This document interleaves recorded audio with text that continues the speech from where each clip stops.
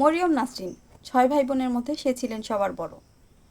পড়ালেখার কারণে তার বিয়েটা খুব দেরি হয়ে গিয়েছিল। আর বাঙালি সমাজে বয়স্ক মেয়েদের বিয়ের বাজার খুবই লো। আর সে দেখতে একটু শ্যামবর্ণের ছিল, ফর্সাও ছিল না, তাই তার বিয়েটা যখন কেউ দেখতে আসতো সেখান থেকে ফিরে যেত। তো তার বিয়ে হয়েছিল 98 সালে একজন ডিভোর্সড এক লোকের সাথে।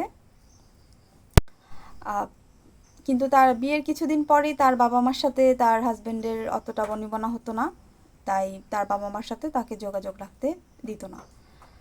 তো মরিয়ম পারভিন আলাদাই থাকতো, তার বাবা মার সাথে যোগাযোগ হতো না। কিন্তু তার তার একটা সন্তান হয় প্রায় বিয়ের 2 বছর পরে।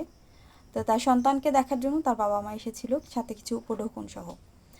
কিন্তু তার সে হাজব্যান্ড উপঢৌকনগুলি জানালা দিয়ে, 4 তলা বাসার জানালা দিয়ে বাইরে ফেলে দেন। সেগুলি তার মেয়েকে ছোঁয়াতেও দেননি। তো এরপরে সে অনেক চেষ্টা, মরিয়ম পারভিন অনেক চেষ্টা করেছেন, মরিয়ম নাসরিন অনেক চেষ্টা করেছেন তার হাজব্যান্ডের সাথে তার বাবা মাকে খুব মিল করানোর জন্য, কিন্তু কোনোটাতেই কোনো কাজ হয়নি। এর কিছুদিন পরে তার হাজব্যান্ড তাকে বাপের বাড়ির আর কি তার তার হাজব্যান্ডের বাড়িতে রেখে সে বাইরে চলে যায় যে কোনো একটা কাজে, সরকারি কাজেই। তো এর কিছুদিন পর এসে সে তাকে মরিয়ম নাসরিনকে ডিভোর্স দিয়ে দেয়। মরিয়ম নাসরিন খুব করে চেয়েছিল যে হ্যাঁ, আমি বাড়ির বড় মেয়ে, আমি যদি বাবা মার বাসায় যেয়ে উঠি সমাজে এটা খারাপ দেখা যাবে, আমি দরকার হলে আপনার বাসায় কাজের মেয়ে হিসেবে থাকবো, তাও আপনি আমাকে রাখেন। কিন্তু না, তার হাজব্যান্ড তাকে সেই সুযোগ দেয়নি। তার একটা বাচ্চা সহই তাকে তার বাপের বাড়ি পাঠিয়ে দিয়েছিল, ডিভোর্সও দিয়ে ফেলেছিল। এরপর মরিয়ম নাসরিন অনেক দুঃখ ছিল তার জীবনে, অনেক স্ট্রাগলের মধ্যে দিয়ে সে যায়। কিন্ডারগার্টেনে চাকরি করত, একটা গানের স্কুল খুলেছিল, সে অনেক সুন্দর গান গাইতে পারতো, গানের টিচারও ছিল। তারপরে সে নতুন করে আবার সেই গানের স্কুল খোলে। এর মধ্যে তার বাবা মারা যায়। তারপর তার পুরো ফ্যামিলির দেখভালের দায়িত্বটা মরিয়ম নাসরিনের উপরই চলে আসে। তো সে আর বিয়ে শাদির চিন্তা আর করেনি, তার মেয়েটাকে নিয়ে সে তার জীবন পার করতে চেয়েছিল। আর সে যেহেতু তখনকার দিনে অনেক শিক্ষিত মানুষ ছিল, অনেক শিক্ষিত ছিল সে, তা এরপরে তার খুব ভালো একটা জায়গায় চাকরি হয়,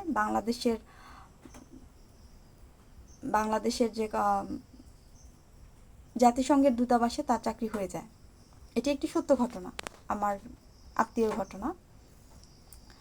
তারপর সে সেখানে চাকরি করে, তার মেয়েটাকে পালে, এভাবেই তার দিন কাটতে থাকে।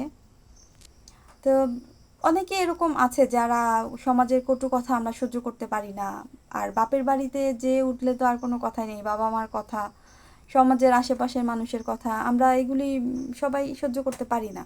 কিন্তু আমাদের উচিত ঘুরে দাঁড়ানো, এটাই শেষ না। কেন আমরা নিজের জীবনটা কেন দিয়ে দিব, বা আমরা কেন একটা ভুল পথে পা বাড়াবো? আর বিয়েটাই পরবর্তীতে মরিয়ম নাসরিন আবার বিয়ে করেন একজন বিবাহিত পুরুষকে, যার নিজেরও একটি সন্তান আছে। তো এভাবেই তাদের দিন সুখে শান্তিতে কাটতেছে। আমরা আশা করি সবাই নিজের পায়ে দাঁড়ানোর চেষ্টা করবে, বা নিজেরা নিজেদের জায়গা থেকে উঠে দাঁড়ানোর চেষ্টা করবে। পড়ে গেলে বারবার উঠে দাঁড়াতে হবে, পড়ে গেলে সেখানে পড়ে থাকতে হবে না। ধন্যবাদ।